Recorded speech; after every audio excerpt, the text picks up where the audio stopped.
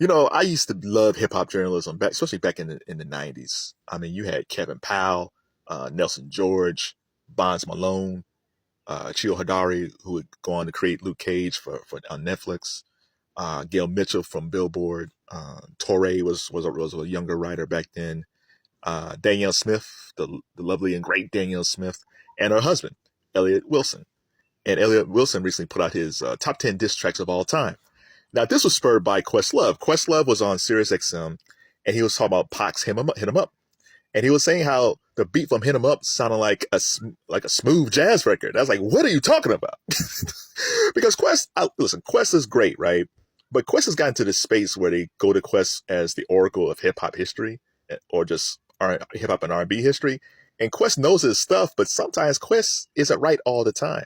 Because he was saying, so the beat of Hit 'Em Up used Dennis Edwards' Don't Look Any Further, which featured Dennis Edwards from The Temptations and Siedah Garrett. Siedah Garrett wrote I Can't Stop Loving You for Michael Jackson, which she sang on. Great singer, great song. But so that was the beat. So whenever you hear Hit 'Em Up, it's like doom, doom, doom, doom. And that's the same bass line that Eric B. and Rakim used for Paid in Full, one of the greatest hip hop tracks ever. But when Quest said that, he said something like, "Hell yeah, Luther Vandross could have sang over that beat." It's like, what are you talking about, dude? So I think in turn, Elliot Wilson put up his top 10 diss tracks of all time. I'm not going to read the list, so you got it there. But I'm going to talk about a track that should have been on the list, and I'm going to talk about a track that should be higher on the list. One of the tracks that should have been on the list, because someone mentioned it, was Wanksta by 50 Cent. People tend to forget how Wanksta totally destroyed Ja Rule's career. It's almost like Curtis Jackson at that point, because at that time, Get Rich or Die Trying wasn't out yet. This was the 8 Mile soundtrack. And it seemed like 50 was looking at who are the top rappers at that time and who do I take out. He loved Eminem, so he wasn't going to take out M. I think he respected Jay-Z and he respected DMX. There was no respect for Ja Rule. Because at that point, yes, Ja Rule started off as a hard rapper, and then he kind of morphed into more of a hip-hop R&B type situation, which worked. Like, he didn't make bad songs. They all worked. But when he made that one video with Ashanti, where he was like based on Grease, the Grease movie with John Travolta and Olivia Newton-John. Now, I'm a fan of Grease. So even I was like, I don't know, Ja, you should wear a sweater like John Travolta. I don't think it's a good move. And 50 went after Ja with Wanksta, and Ja's career was not the same. It was done. It was done. That top 5 was M, J, X, and then it was 50. He just totally knocked out Ja. Now, Ja came back later with Clap Back, but it was too late. Clap Back's actually a good song, but I just never seen a dude take out another man's career off a diss track. It doesn't happen. You might get bruised up. Like Kendrick and Drake are being bruised up right now with their beef, but no one's career has ever been taken out like that. That's a whole different thing. The track that should be higher is number 7, Ice Cube's No Vaseline. Now, if you're born after 1998, it's kind of hard for you to realize what a great MC, what a powerful, influential rapper Ice Cube was. If you're like, I don't know, what a millennial, Gen Z, whatever you are today, if you were born after 1998, you know Ice Cube from the owner of the Big Three, which is great. You know him from Are We There Yet? You know him from the Ride Along movies with Kevin Hart. You know him from the Friday movies. Like, that's what you know of Ice Cube. And even if you listen to like It Was a Good Day, it was a good day. It gets played a lot, but it doesn't represent like what a great writer he was and what a great rhymer he was.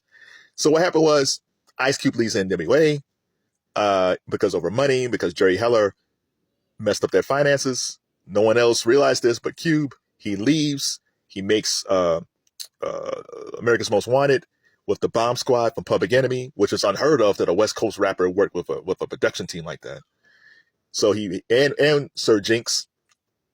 A shout out to Sir Jinx and Johnny J, who's 2Pac's producer, 2 of the best, most underrated producers of all time. Ice Cube makes America's Most Wanted, fantastic, brilliant debut album. NWA then makes Ends for Life, and they have a song called Message to BA, which is Message to Benedict Arnold. And Dre says, here's what they think about you. And then there's like a little skit. It's not even that long. And they ripped Ice Cube. So then Cube makes the Kill It Will EP. He makes Jacket for Beats, an amazing album. I mean, amazing track. Great EP, but Jacket for Beats is so good. But he mentions 100 Miles I'm Running. But he really didn't go after him that much. But then we get the Death Certificate. The last track off Death Certificate. It starts off with Cube kind of like mumbling, and he says, "Oh yeah, it ain't over, mother." and it's so brilliant because for the first minute, he takes songs that he did with NWA, and there's a line where Eazy-E says, "Ice Cube write rhymes that I say," and then it ends with that whole when Dre says, "Here's what they think about you," and it just repeats itself. Here's what they think about you, and all this stuff pops up. Here's what they think about you, and for 4 minutes after that intro, Ice Cube dismantles, destroys, defames, tears up NWA and Jerry Heller. It is so surgical. And these are guys he really didn't have a beef with. He might have had a slight beef with Easy just because he was with Jerry. But man, he totally destroyed those dudes. Before Ether and before Hit 'Em Up, No Vaseline was the premier diss track. He's just like, oh man, this dude was not playing around. So to me, on this list of Elliot Wilson, I would probably put No Vaseline at number 3 and push down Not Like Us. But I understand why Not Like Us is that high. But while I'm looking at this, let me talk about Hit 'Em Up for a second. Man, like I was never a big fan of Hit 'Em Up. Not because not like what Quest says about the music. Like the song was great, but I always felt dirty afterwards. It was so angry and it was so personal. I was like, oh, I can't listen to this. I remember the first time I heard it, like, oh my God, I cannot listen to this song anymore. It's so bad. He is so angry at Biggie. And the whole thing about faith and all that stuff. Ooh, it was a hard track, man. And part of me always feel like, man, what if he would have did what Nas did? Because there was, again, Ether Part 1, where he totally just destroyed Jay-Z, just ripped him to shreds. And then he decided to redo it. He kind of softened it up a bit, make it a lot more surgical.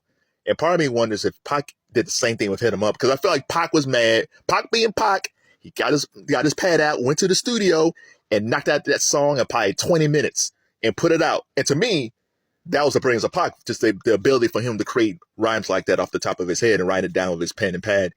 He's an amazing rapper, amazing songwriter. But part of me feels like, man, what if he just would have made it and someone should have said, hey, man, you're going a little bit too hard. Let's kind of soften this up a bit. Would have changed the whole East Coast, West Coast thing? Would Pac still be alive? Would Biggie still be alive? Everything would have changed if he would have made a different version of Hit 'Em Up.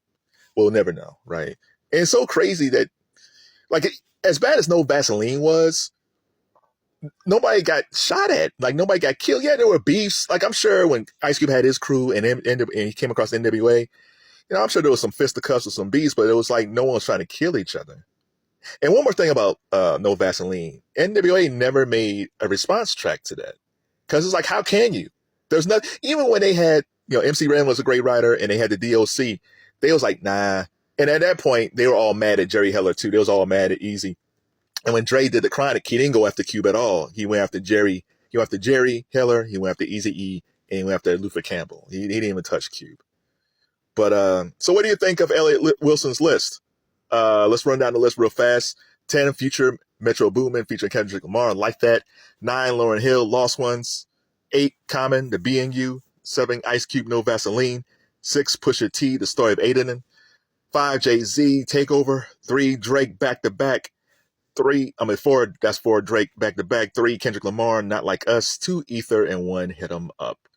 How do you like this list? How would you make this list different? What will be your number one? Do you agree with Elliot when it comes to Hit 'Em Up? Are you an Ether guy? Do you like the new Kendrick track? Tell me what you think.